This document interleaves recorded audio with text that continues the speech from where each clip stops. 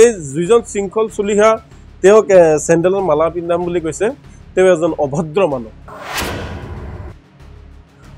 মানুহ হোৱাৰ কাৰণে অভদ্ৰ ভাষা ওলায় তেওঁৰ হয়তো মানসিক বেমাৰ হৈছে শৃংখল চুলিহাৰ আৰু তেওঁ মই অনুৰোধ জনাম তেওঁ অসমৰে যেহেতু বাসিন্দা তেওঁ তেজপুৰ মানসিক চিকিৎসালয়ত আহি চিকিৎসাধীন কৰিব লাগে জনজাতীয় বেল্টত থকা যিসকল অজনজাতীয় লোক আছে যিসকলৰ ডাঙৰ ইণ্ডাষ্ট্ৰী আছে যিসকলৰ ইটা ভাটা আছে যিসমূহ চিমেণ্ট ফেক্টৰী আছে সেইসমূহ যেতিয়া উচ্ছেদ হ'ব মুখ্যমন্ত্ৰী ডাঙৰীয়াক আমি মানে লাখ ধন্যবাদ জনাম জনজাতীয় লোকসকলক লৈ ৰাজনীতি খেলাৰ বাবে 2026 চনত এই জনজাতীয় লোকসকলৰ ভোট বিজেপি মুখী হোৱাৰ কাৰণেহে তেওঁ এই উচ্ছেদ কৰা বুলি আমি ধাৰণা কৰিম জনজাতীয় লোকসকলৰ সকলো তাৰ পৰা মানে উচ্ছেদ কৰিবলৈ আমি উত্তৰ পূৰ্বাঞ্চল সংখ্যালঘু ছাত্ৰ সন্থা নেমচুৰ ফালৰ পৰা আমি দাবী জনাইছো সোণাপুৰ যি বেল্ট ব্লক এই বেল্ট ব্লকত উচ্ছেদ হৈছে আমি অলপ ধন্যবাদ জনাইছো বেছিকে ধন্যবাদ নহয় বেছিকে আমি মুখ্যমন্ত্ৰী ডাঙৰীয়াক ধন্যবাদ জনাম যেতিয়া মুখ্যমন্ত্ৰী ডাঙৰীয়াই সেই বেল্টত থকা জনজাতীয় বেল্টত থকা যিসকল অজনজাতীয় লোক আছে যিসকলৰ ডাঙৰ ইণ্ডাষ্ট্ৰী আছে যিসকলৰ ইটা ভাটা আছে যিসমূহ চিমেণ্ট ফেক্টৰী আছে সেইসমূহ যেতিয়া উচ্ছেদ হ'ব মুখ্যমন্ত্ৰী ডাঙৰীয়াক আমি মানে লাখ ধন্যবাদ জনাম কিন্তু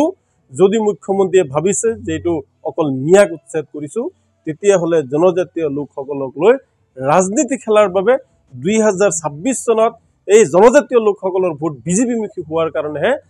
তেওঁ এই উচ্ছেদ কৰা বুলি আমি ধাৰণা কৰিম আৰু যদি সঁচাই জনজাতীয় লোকসকলৰ স্বাৰ্থত কৰে তেতিয়াহ'লে জনজাতীয় লোকসকলৰ সকলো তাৰ পৰা মানে উচ্ছেদ কৰিবলৈ আমি উত্তৰ পূৰ্বাঞ্চল সংখ্যালঘু ছাত্ৰ সন্থা নেমচুৰ ফালৰ পৰা আমি দাবী জনাইছো দ্বিতীয়তে চাওক অসমৰ এগৰাকী সন্মানীয় বিধায়ক তেওঁ যি দলৰে নহয় মই দলৰ উৰ্ধত থাকি এটা কথা ক'ব বিচাৰিম যে বিধায়ক আশৰাফুল হোসেন সন্মানীয় বিধায়ক আশৰাফুল হোসেনক উজনিলৈ গ'লে আমাৰ কি নাম শৃংখল চলিহা ভালদৰে নামটো মোৰ মুখস্থ নাই শৃংখল চলিহা বোলে কোনোবা দলৰ কিবা নেতা হয় তেওঁলোকক চেণ্ডেলৰ মালা পিন্ধাম বুলি কৈছে গতিকে এই যিজন শৃংখল চলিহা তেওঁক চেণ্ডেলৰ মালা পিন্ধাম বুলি কৈছে তেওঁ এজন অভদ্ৰ মানুহ কাৰণ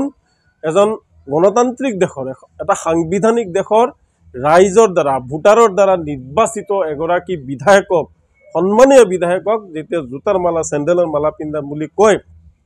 তেওঁ কেতিয়াও ভদ্ৰ মানুহ হ'ব নোৱাৰে অভদ্ৰ মানুহ হোৱাৰ কাৰণে অভদ্ৰ ভাষা ওলায় ভাল মানুহে ভাল ব্যৱহাৰ কৰে আৰু ভাল আচৰণ কৰে ভাল কথা কয় গতিকে অভদ্ৰ মানুহে সদায় অভদ্ৰ কথা কয় মোৰ ধাৰণা হৈছে তেওঁৰ হয়তো মানসিক বেমাৰ হৈছে শৃংখল চলিহাৰ আৰু তেওঁ মই অনুৰোধ জনাম তেওঁ অসমৰে যেহেতু বাসিন্দা তেওঁ তেজপুৰ মানসিক চিকিৎসালয়ত আহি চিকিৎসাধীন কৰিব লাগে আৰু যদি ইয়াত থকা মেলাৰ কিবা সুবিধা কৰিব দিলেগে মই সুবিধা কৰি দিম যিকোনো খবৰৰ বাবে যোগাযোগ কৰক 7099017330 অথবা 7099017390 নম্বৰত